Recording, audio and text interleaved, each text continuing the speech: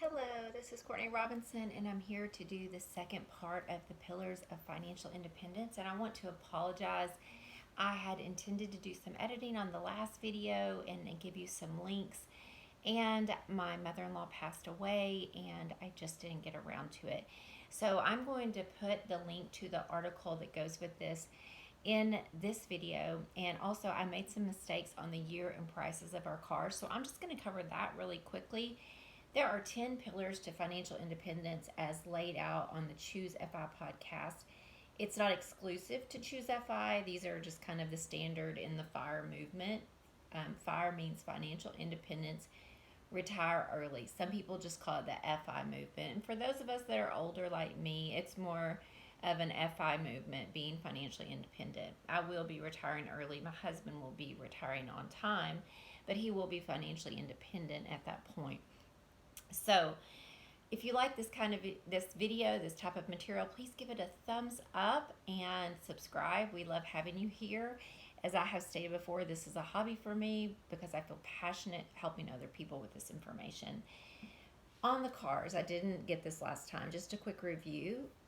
Housing, low-cost housing, buying used, affordable cars, grocery optimization, tax optimization, using your 401ks, things like that. I'll get into it a little bit more. And college hacking and everyday spending was my last video.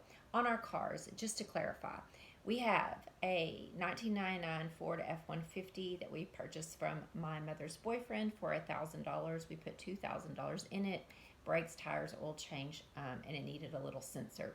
No big deal. Great truck, looked beautiful, perfect condition, low miles when we got it. The second thing is we have a CRV, which is a 2007, I believe. It may be a 2009. I apologize. I think it's 2009. It is, and we paid $7,500 for it from a friend who was moving back to England from America. The third vehicle we have is a 2013 Honda Accord. We paid $12,000 for it. My dear friend's mother-in-law went into memory care, and they needed to sell her vehicle to go into her trust to pay for her care, and I paid $12,000 for that vehicle. It's a Honda Accord EX 2013, and we pay cash for all of these cars. We save and we pay cash when good deals come along if we need to replace something. So let's get into the rest of the article. This number 7 was to cut the cord. Cable is so expensive, and where I live, cable and Wi-Fi are hundreds of dollars every month. It's ridiculous. So if you haven't gone to a Roku or a Fire Stick yet, do this. It can save you so much money. But be mindful with your subscriptions. I heard a younger couple talking on the Bigger Pockets podcast the other day. They had $200 in subscriptions. Now, they were high earners. They could afford it. It was valuable to them, so I get it. But I watch my subscriptions. We currently have Prime, Netflix, Paramount, and Hulu. Altogether, it totals about $45 a month. I probably would get rid of Netflix if it wasn't for the fact that my kids and I share it. But $45 a month versus about $200 is huge. We are going to Starlink Internet as soon as it's active. Our Wi-Fi is $160 a month, which is outrageous. I know Starlink will be $100 a month. So being mindful of looking at internet providers. If you have a choice, we do not really. The choices are bad.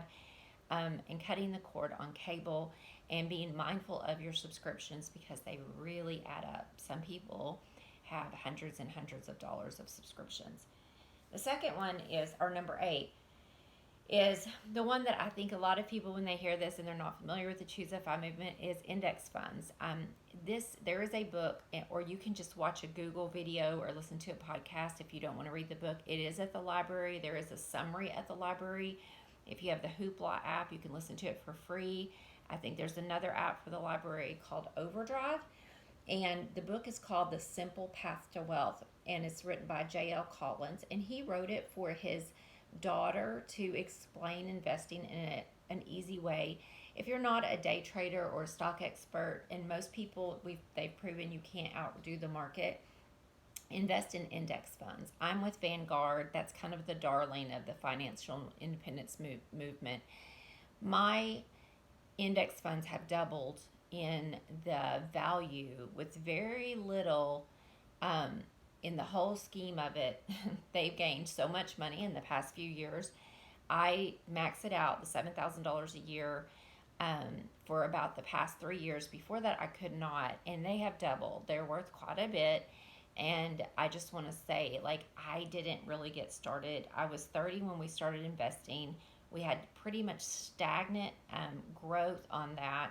When I got divorced, I got half of our retirement, and it had just stayed pretty stagnant for years. Of course, we went through 2008, the recession. When I moved everything from my broker to Vanguard and I manage it myself in index funds, it's super easy, but you should know what you're getting into. That's why I recommend the Simple Path to Wealth. It's just the best thing I ever did. I cannot recommend it enough. And the link below will explain it if you want to learn more. Secondly, is travel rewards. This is pretty simple, and I'm kind of cutting back from that a little bit. I don't want to go too far into it, but for instance, you get a card like a Hilton American Express. If you car travel, say, and you want to use a hotel, in the first 3 months, you would put, say, $3,000 to $5,000 on that card. And before you turn this video off, just do your regular spending. So you might put your bills on there. You have a large purchase, and you need to generally do this 3 to 6 months before you travel. So if I know in August I'm going to go to Colorado, I might take out a credit card and put all my spending on it. And if I know I'm going to have a big purchase, like recently we bought a mattress, we had to buy a washer and dryer. In the past 6 months, we would put those on that card and pay them off. But I try to be mindful not to spend extra. That usually results in enough points to pay for 5 to 10 nights of hotel travel. The only catch with this is it can be something you really have to keep on top of. You need to learn and understand how it works. You've got to watch fees, and you've got to make sure you're not spending extra to get points so that it doesn't kind of balance out. Because if you're using your credit card and spending more money, you might as well spend that money on travel, if that makes sense. But I have really benefited from travel hacking, but I am backing off a little bit and just kind of simplifying it this year. But I will say we are taking a trip to Florida finally. We live in driving distance for 7 nights, and with all of my travel rewards, the whole trip, as far as lodging, is costing us only $300. So it can be done, and it is pretty easy. And ChooseFI has a link to a course on it. The second one is side hustle. My husband and I have turned our side hustle into a business. When we met, he owned a dojo that was not profitable, which is why I fell in love with my husband, because he had all these kids that could not afford to be there. Their parents couldn't afford it. A lot of them had disabilities. That's why we ended up there. My son is disabled, and my husband is a bleeding heart, and he was basically giving away Taekwondo for free. And so we were just breaking even. I went in and helped him with the books, and he ended up moving that dojo to a church where he rented space, and it became more profitable. He eventually retired from that. But he was also working at the court part-time. He ended up going full-time at the court, but on the side, my husband has always been into fence building, deck building, and roofing. He grew up with a family of contractors, and we looked at everything, and we decided that the roofing was the way to go. And we've been doing that and growing that business. So that side hustle grew into our main bread and butter business. We both have, he has a W-2 job. If you think of how firemen work 4 days on and 4 days off, my husband has a similar flexible job. So we are able to run the roofing business, and he has a job that has kind of certain hours he has to be there, but certain hours that are flexible. I am a contractor. I also owned a yoga school for years, so I would go work every other weekend for many years, traveling on the weekends, teaching workshops, teaching school, and then I worked at the doctor's office anywhere from 3 to 5 days a week teaching. So we also eventually built a small guest house on our property. When we sold my house in town, we used part of that money and cash flowed the rest to build a small guest house. It was for a family member. That didn't end up working out, and we now Airbnb it. It hasn't been, it has been popular, but we've had it closed a lot and allowed family members to live there for free or for trade, for helping us on the farm. during the pandemic. So I wouldn't say it's paid for itself, but it's not a really huge source of income. So having some kind of side hustle, whether it's house sitting, dog sitting, in your own business, anything like that to help make extra money if you don't have a high income earning job. You don't always need a side hustle. The next one is to have a high savings rate. My husband and I have a 60 to 70% of our income savings rate. That wasn't always the case. When we met, we were very broke, and this is only 10 and a half years ago. Very broke single parents. I had 4 teenagers at home, he had 1 teenager at home, and we were both raising these kids by ourselves on low incomes. So our savings rate was very small at that time. I would throw an extra $150 to my car when I could, but I was just trying to get my kids raised. So there are seasons to life where you can save more. As the kids grew up and our business grew and we got married and moved in together, we began to have more time to work a little bit more, and we did. But what we did was, once our income got to a certain level, and I will tell you that's about $53,000, we did not spend anything after that. So all the money that was spent after that, I'm doing a video, sorry, all the money that was spent after that would go straight to savings rate. And so all of that went into the mortgage, it went into the IRAs, and it went into our savings account.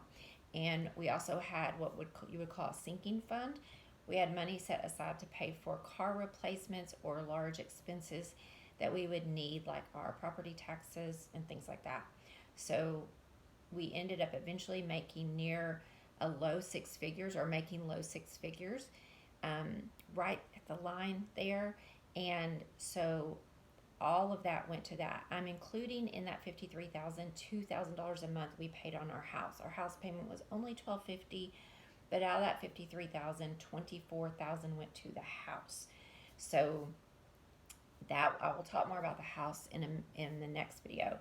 The next thing is to have, it is part of the savings rate, is to understand the 4% rule, and it will be in that link. And that basically says, however much your investments are, you can take 4% off of that without ever running out of money. I always hate to say $1 million, but look at it like this. So let's say you have a pension of $900, and your Social Security, the average is $1,600. That gives you $2,500 a month to live on. If you have no other bills, you don't need a lot more. You can live on that comfortably, especially if you pay your mortgage off. In our case, that will be our pension and Social Security for my husband when he retires. Then I started an IRA for him. Let's say that you only have, the average person only has $60,000, but let's say that you learn about this and you have $500,000. It is very possible, even on an average income. And maybe you're learning about this late in life, and so you get to 65, or let's even say you have 200,000. I'm going to do the math while we're here. 200,000 times 4% is, I believe it's 8,000, but let's just double check, is $8,000 a year divided by 12. That is $667 a month, plus your $2,500 from your pension and Social Security. That would give you $3,167 a month to live on. So that is very doable, especially if you don't have any other bills except your utilities, taxes, and things like that. So understanding that, when I understood that concept, it was like, oh my gosh. And if you're in index funds, it was the first time I thought, I really can retire early. If you're in index funds, like right now, I don't mind sharing with you that we have about 190,000 that goes up and down depending on the market. And I had been saving since I was 30. My husband, we just opened his a couple of years ago, so his is pretty small. But that will generally double every 7 years. So the market rate on average is 10.5%. I don't use that number, but it will generally double within 7 years. So if you are, I'm 51, and I have 170,000 in mine, times 2 in 7 years when I'm 58 would be 340,000. 7 years after that, when I'm 65, it will be worth 680,000. So you can see it's just because of compound interest, it grows, and that's if I don't put anything else in it. So you can see how important it is to max out those IRAs. If you don't, a lot of people are like, well, I can't afford to do that. Well, let me put it to you this way: the average car payment is $550 a month times 12 months. That's $6,600 a year. The IRA max is 6,000 if you're under 50. If you're over 50, it's 7,000. If you don't have a car payment, you've got to think about your future self. Your future self is important. And so if you're like me at 51, yesterday I was 40, day before that I was 30. It goes by fast. So think about your future self, because someday you're going to need that. And it's, that saying that the best time to start was yesterday and the next best time to start is today. My husband was 61, I believe, when I opened his IRA, and he plans on working and keeping our roofing business open till he is 68 or 67 ish. Well, in that time, I will be able, by maxing out the IRA, to have somewhere around $130,000 a year for him. And that will give us, let's see, times 4% is 5,200 divided by 12. That will give him an extra $433 a month, which will help cover his Medicare supplement and a little extra money for hobbies and things like that. I believe we can live on $2,500 a month comfortably, because I will talk about it next, but we will not have any bills that except our utilities, food, gas, phone, things like that. All right, thank you so much. I hope this has been helpful to you, and I will put those links below. Bye-bye.